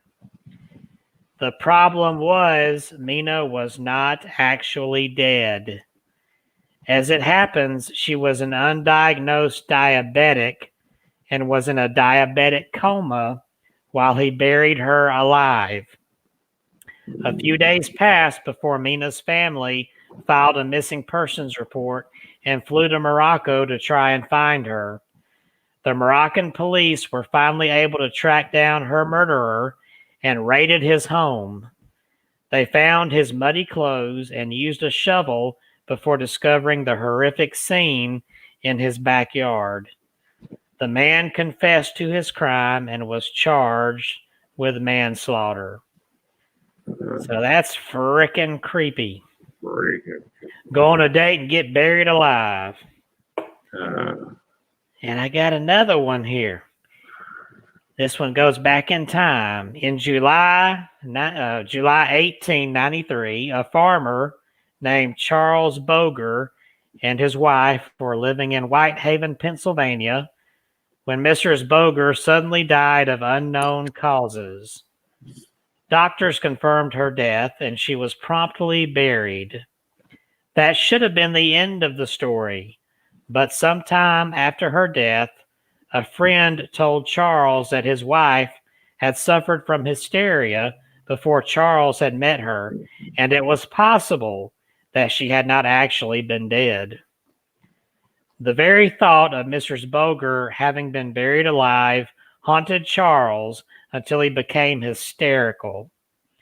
Unable to live with the thought of his wife dying in her casket, he employed friends to help him exhume her body for confirmation. What he found was shocking. Mrs. Boger's body was turned over. Her shroud and robes were shredded to pieces, and the glass of her coffin lid was broken all over her body. Her skin was bloodied and scratched, while her fingers were missing entirely. It was presumed that she chewed them off while attempting to escape. Nobody knows what happened to Charles Boger after that discovery. Dang, that's creepy. Does anybody want to know? I'm sure he went crazy and probably wound up in an asylum somewhere. I don't know. So what about you go down to somewhere in the Keys of Florida?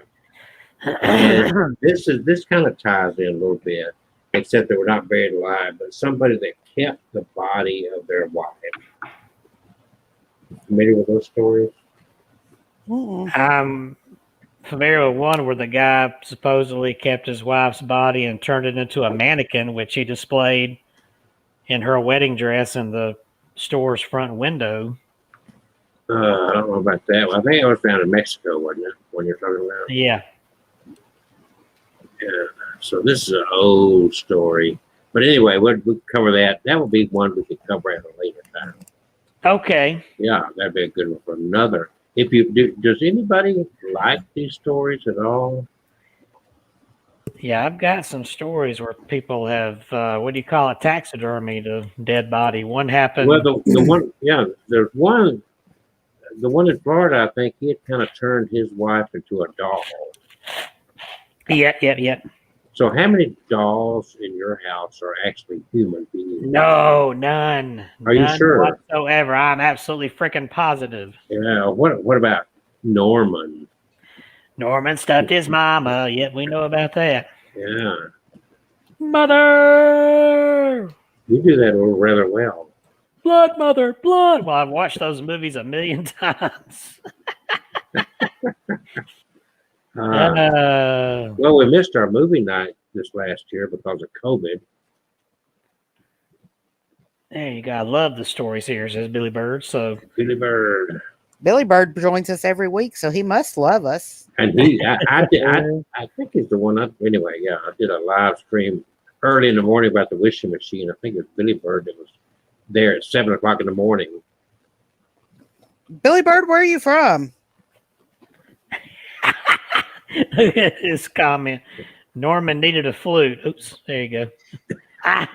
We're fighting over trying to show the comment. There you go. Norman needed a flute. Billy Bird, where are you located? Where's Billy Bird?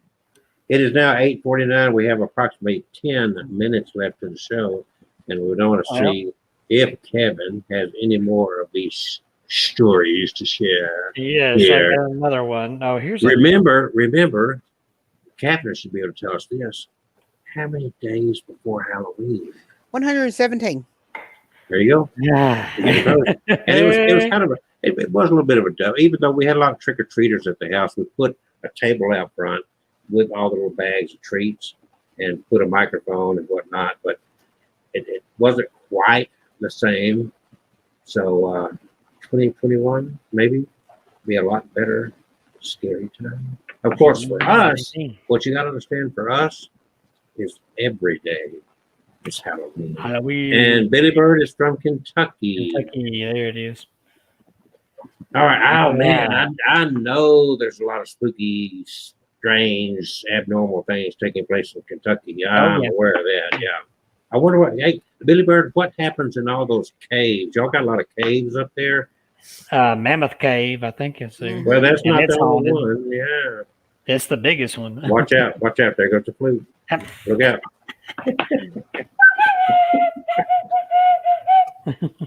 Do you have any more stories?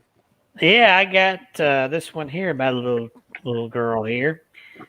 The idea of being buried alive is scary enough, but it becomes inconceivably horrific when a child is the victim of such a catastrophe.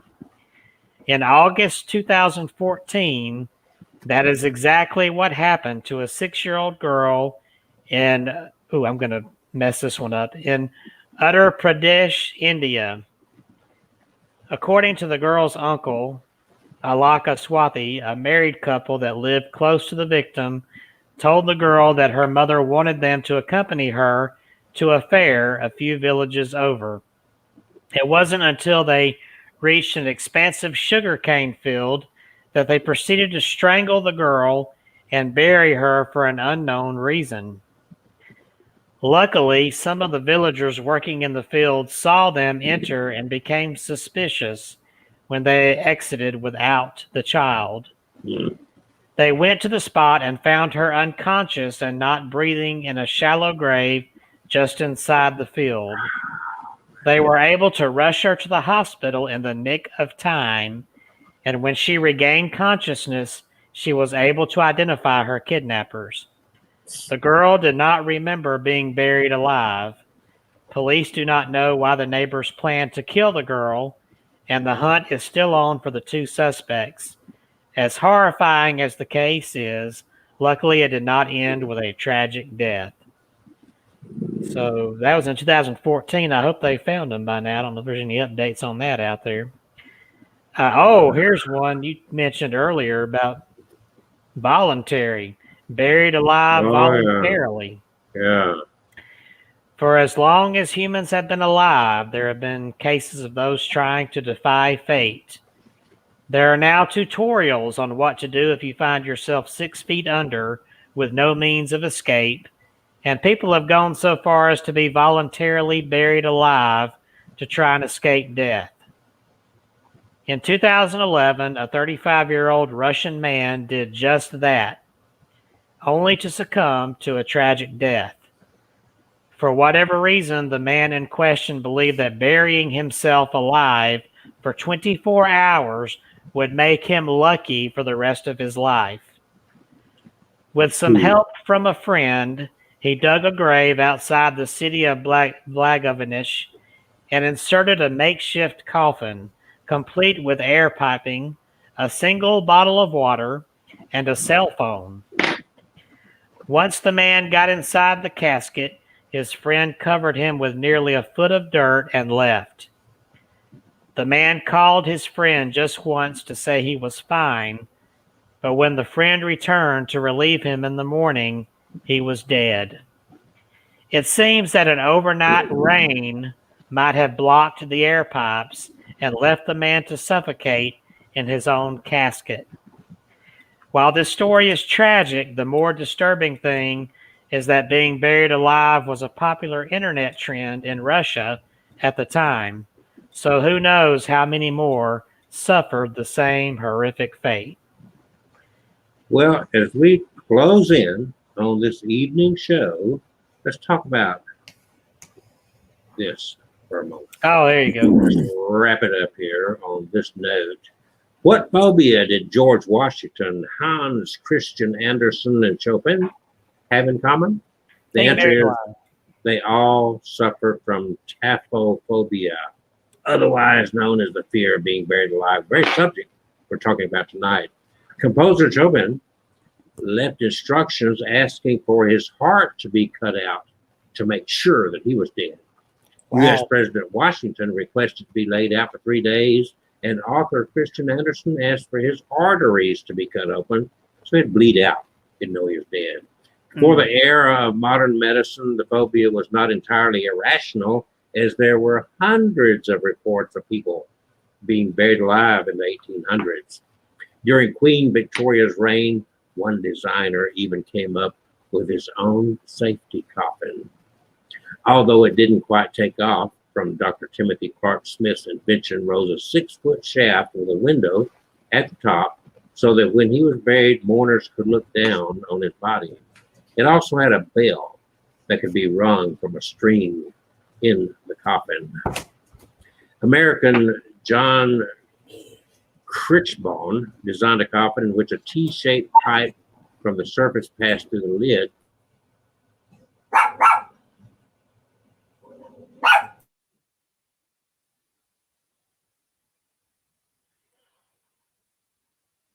To keep the unfortunate victim alive. In 1868, Hans Vester got a patent for his improved burial case. It had a number of features a tapophobic would appreciate, including an air inlet, a ladder, and a bell. A few years later came Charles Seeger and Frederick Bornstrager's burial casket.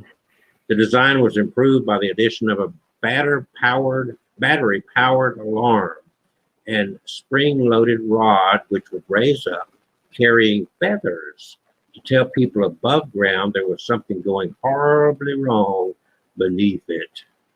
Today, such mistakes are extremely rare, with only a handful of cases ever reported. However, despite this, a large number of people find the very thought of it happening to them totally debilitating.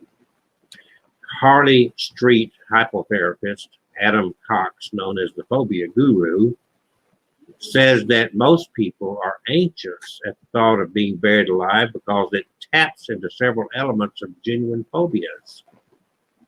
Some are so genuinely scared they construct safety coffins, which have included glass lids for observation, ropes attached to bells that could be used as a signal, and breathing pipes for survival until being rescued. There are also cases of people requesting to be buried with their mobile phones, just in case. The psychologist explains that thanatophobia is the fear of death. Claustrophobia is the fear of small, enclosed spaces. Of nyctophobia is the fear of the dark. Being buried alive taps into all three fears, but unfortunately, most people don't think of this being likely, so don't experience any anxiety.